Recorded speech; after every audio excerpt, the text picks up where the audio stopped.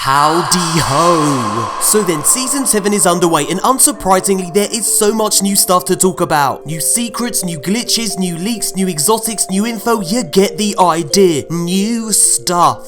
So then, in this video, we're gonna take an in-depth look at the awesome new Menagerie activity, some of its secrets, and a cheeky little loot glitch. We're also gonna check out the world's first completion of Crown of Sorrow and the new exotic loot that dropped from it. And have a little look at this. Mysterious crystals have appeared in the Will of the Thousand Strike, and it appears that they're connected to the upcoming exotic Lumina quest. Stay tuned to find out more on that. I'm also going to have a little moan about the new Eververse setup and why I'm not a fan of the best of year 1 engrams, and yeah, I'm not particularly fond of the new Pursuits tab either, if I'm honest. But check it out, on the bright side, I do have an exotic engram to open, fingers crossed for the new Season 7 loot. And yes, we're even going to talk about the leaked September expansion and some really interesting information about the huge changes that appear to be coming with it. Spoiler alert, cross-save anyone? Did anyone say cross-save? So yeah, we're going to be looking at this plus a whole heap more, and yes, that's a Bad Juju Catalyst that you see there. So then, without further ado, let's effing well do this. So then, first up, we have the Menagerie. Now, once you obtain the chalice from the introductory Season 7 quest, you're ready to hop into the Menagerie, the new 6-player matchmade activity. And let me say, I'm having a lot of fun with it. It's like a compilation of all of Destiny's best bits. Lots of small, quick-paced encounters that culminate in an actually fun boss fight and loot. So let's see what it's all about. So then, for the lamp lighting encounter, you'll need to collect the orbs dropped from the lamplighter minotaurs and dunk them into the lamps. Once you've lit all the lamps, you're good to go, mate. And if you like orb dunking mechanics, you're in luck because the Menagerie has quite a lot of them. For the crystals encounter, you'll need to pick up the void craniums that drop from destroying harpies and blast the purple crystals with them. You can also shoot enemies with the void craniums, which is always fun. For the Arcborn encounter, you'll need to collect the glowing souls scattered around the arena and dunk them into the big stone structures. It's worth noting that you can carry a maximum of 3 Arcborn souls, so get your best running boots on and get collecting. And it's always a help if a fellow teammate clears out enemies while you're doing this. Yeah, slam dunk that soul. For the Riposte encounter, you'll need to pick up a sword from downed enemies and then, well, kill all the shielded bastards. Go on, F them right up, it's all they deserve.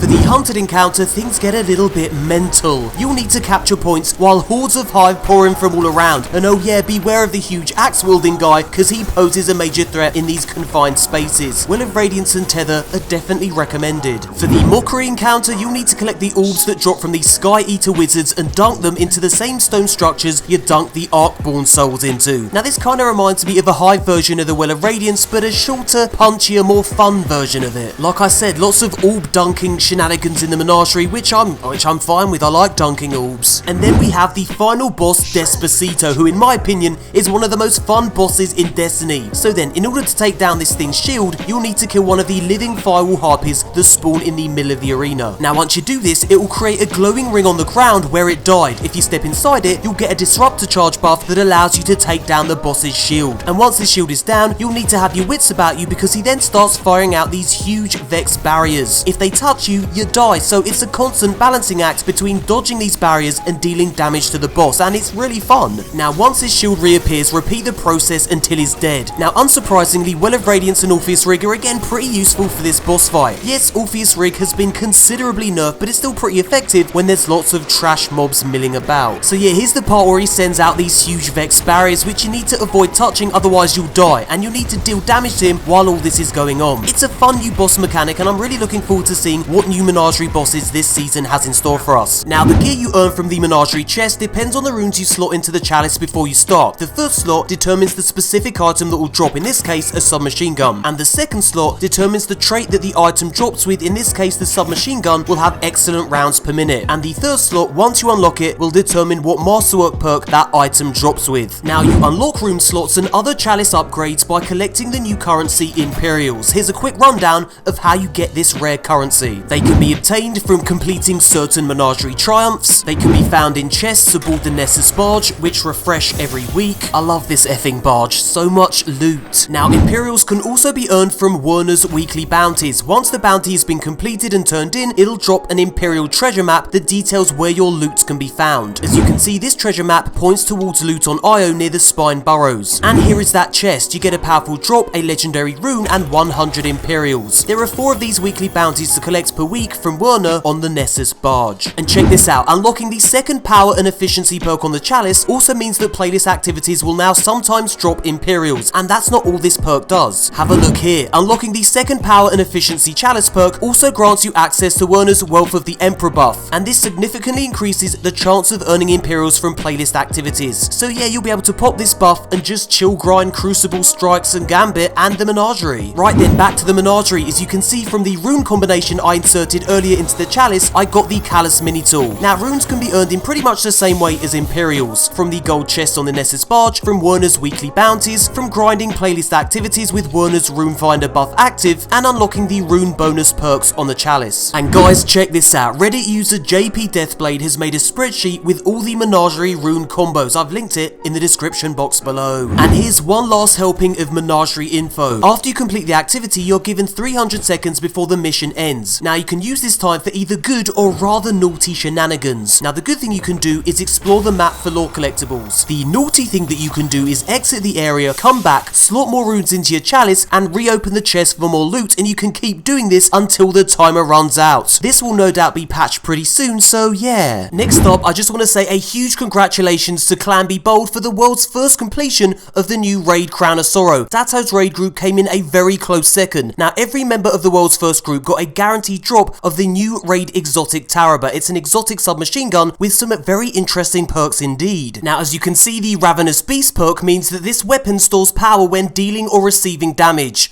Once full, you hold reload to unleash the beast. It also has a bottomless appetite perk that means dealing continuous damage extends the duration of the Ravenous Beast perk. And check it out, cheeky little Dato can lay claim to the world's first dismantling of Taraba. Nice one, dude. Dear Dato, one day you will have a world's first raid completion. I can feel it in my bones. And speaking of new exotics, the Bad Juju Catalyst was discovered by data miners, which can only mean one thing. Destiny 1 fan favorite Bad Juju and exotic pulse rifle is back on the menu. Next up, we have a very interesting discovery. Mysterious hive crystals have appeared in the Will of the Thousand Strike, and according to data miners, these crystals are connected to the upcoming exotic Lumina quest. In this quest, you'll need to reforge the Rose hand cannon by empowering it with light. Now this is what one of the quest steps says. Enter Strike Will of the Thousands with Rose equipped to reclaim lost light from hive crystals and defeat Zol. Objectives must be completed in a single run through the activity. Progress is not saved across multiple attempts. So yeah, it looks as though you're going to need to shoot all these crystals as part of the quest. Now I've had a good look around and there appears to be 37 of these hive crystals. Now other data mined objectives for this quest include the following. Complete activities throughout the solar system with Rose equipped. Fighting in a fight team with other Rose wielders grants the most efficient progress. Defeat multiple enemy combatants in a row without reloading your weapon. Defeat guardians with hand cannons as a team, generate orbs of light for fellow guardians, and defeat invaders in Gambit before they have killed any of your teammates. Complete a Nightfall strike with a score of 50,000 or higher, and complete encounters at the Blind Well, Black Armory Forges, or Escalation Protocol. Now the Lumina quest kicks off July 2nd, and by the sounds of these objectives, it's going to be a right dirty little grind. Now I hope you like your hand cannons, because you're going to need to shoot a lot of things with them for this quest. I'm hoping that the Rose exotic hand cannon is going to be a worthy addition to our arsenal. I've left a link to the original Reddit post below if you fancy reading through the quest yourself and getting a little more acquainted with what's coming up on July 2nd. Next up, let's talk about the new look Eververse store, which I'm really not a fan of. First of all, the only way that you can get any of the new Season 7 loot is to either buy it with silver or bright dust. You can no longer earn it in-game, and someone on Reddit calculated that it would cost $179 to buy everything in the store this week. The engrams that you can earn in-game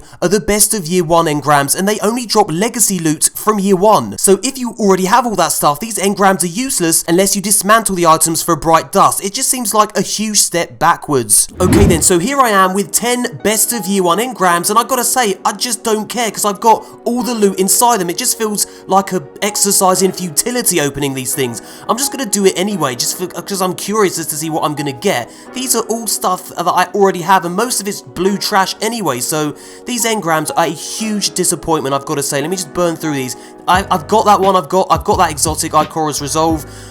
So yeah, the one exotic that I did get, I've got all of these exotics anyway, so it's just like completely pointless. I'm actually gutted about the Eververse store. It's like I said before, it feels like a huge step backwards. What do you guys think?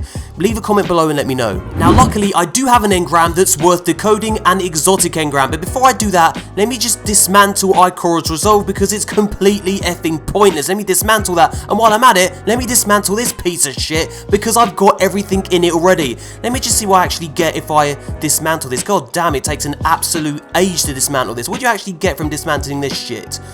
It didn't dismantle. Oh, I got fuck all.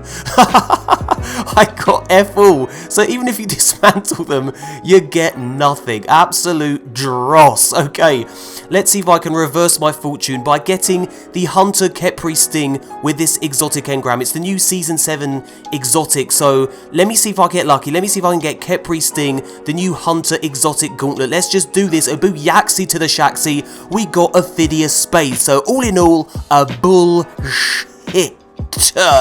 Next up, we're going to talk about the September expansion, and I know what you're thinking, we've only just started Season 7, but hey, I don't make the rules. So if we go to this thing in the corner and have a little look down here, it says next season, Season of the Undying. Now we know that the next expansion is going to be called Shadowkeep, so let's find out more. So then check it out, Destiny's next full expansion is called Shadowkeep. Let's read the description. The next chapter in the Destiny experience arrives this fall as terrifying shadows descend upon a forgotten moon, return to the lunar surface, journey deep into a mysterious enemy citadel, become a slayer of nightmares. Oh crikey. So yeah, we're gonna journey to a forgotten moon and take on a mysterious new enemy. It's all very vague so far, but consider me intrigued. Now I'm getting Destiny 1 Hellmouth vibes. What about you guys? And as you can see, the artwork here shows a giant fortress on the moon with Earth and the Traveler hovering in the background. So yeah, the next chapter of Destiny 2 kicks off in September, and it's getting a physical collector's edition too, which is very exciting news if you're a collector of Destiny goods, which I am. Now the first Destiny's Year 3 expansion, Rise of Iron, didn't offer a collector's edition. The inclusion of one for Shadowkeep suggests that it's a full-fledged expansion like the Taken King and Forsaken. So yeah, I'm pretty hyped about that. Bungie will give the official reveal of this expansion on June 6th, so expect more details soon. Next up, some Season 7 leaks. Now we all know that Solstice of Heroes kicks off July 30th, but we have some early details about this event thanks to this leak. Pause the video and have a read if you want to know more, but the main gist is this. New limited time Solstice themed armor sets, and there's a new mysterious floating island in the European Dead Zone, which sounds pretty cool. You'll need to visit Ava Levante in the tower to kick off this event. Next up, we have another big leak. This cross-save image was data mined from Destiny 2's files. The question is